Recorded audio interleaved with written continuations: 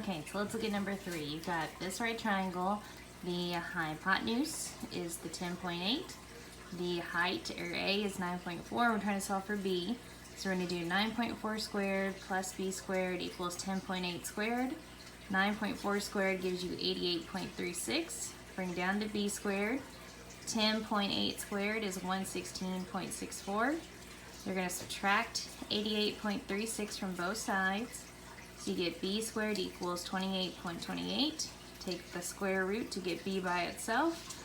So you get B equals 5.32. So that's what the base is going to be. So if we redraw it, our base is 5.32. Okay, so I focused on angle Q up here. So the 5.32 is opposite. The 9.4 is next to it, so that's your adjacent. And then 10.8 is your hypotenuse. So if you do tangent, so I did tangent. So if you do tangent of Q, you do opposite over adjacent. So it's 5.32 over 9.4. To get Q by itself, you do the tangent inverse or second tangent. And you do your 5.32 over 9.4. So get Q is 29.51. Do 90 minus 29.51, you get 60.49 for your angle P. Okay, now example 2.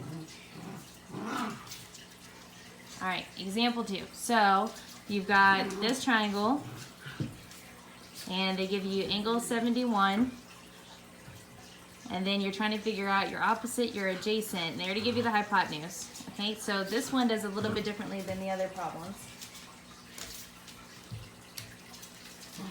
Alright, so you're going to do some trig to figure out these. Okay, so you have an angle, so we're going to use this angle.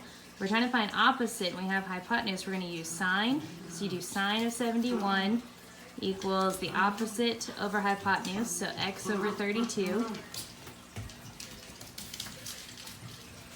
Alright, so you do x over 32, so to get x by itself, it's being divided by 32, so you're going to multiply by 32 on both sides. So these will cancel out, and you're left with x. You're going to do 32 times sine of 71, which gives you 30.3 for x. Alright, so then when you're trying to find the adjacent, you use cosine, so you do cosine of 71 equals y over 32. Multiply the 32 on both sides, so that cancels, you're left with y. 32 times cosine of 71 gives you 10.4. Alright, and then to get the missing angle y, you just do 90 minus 71 and get 19. Alright, last one. Well, I think we have one more after this, actually. So number 4.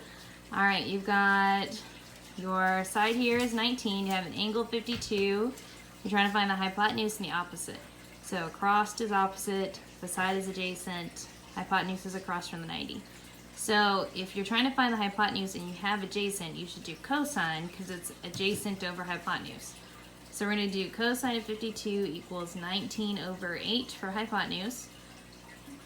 So this one takes 2 steps. So you're going to have to multiply by h to get that to cancel out, and you're left with 19. Multiply by h over here. Okay? So then, when you're trying to get h by itself, it's being multiplied by cosine of 52. So you're going to divide by cosine 52 on both sides. Alright, so this will cancel out, and you're left with h, and then do 19 divided by cosine of 52, and you get 30.86. So just think of it like this. This part right here switches places with your letter down here, if that's easier, okay? So if you end up getting a letter on the bottom, just switch it to where you'll have 19 over the trig part. Okay? So we do the same thing. We're trying to find opposite, and you have opposite and hypotenuse. We know the hypotenuse now, so we're going to use sine. So sine is opposite over hypotenuse. You do sine of 52 is opposite over 30.86. Multiply by 30.86 on both sides. So this cancels out, and you're left with your opposite. 30.86 times sine of 52 gives you 24.32 for your opposite. And then to find the other angle, you do 90 minus 52 and you get 38, so that's angle A. Alright? You only do this inverse trig when you're trying to solve for the angle, using trig to find the angle on the inside. Okay, so there's number 3. But when you're trying to solve for sides, so like the outside, and you're using trig, you don't do that inverse. Okay, so there's example 2, and there's number 4.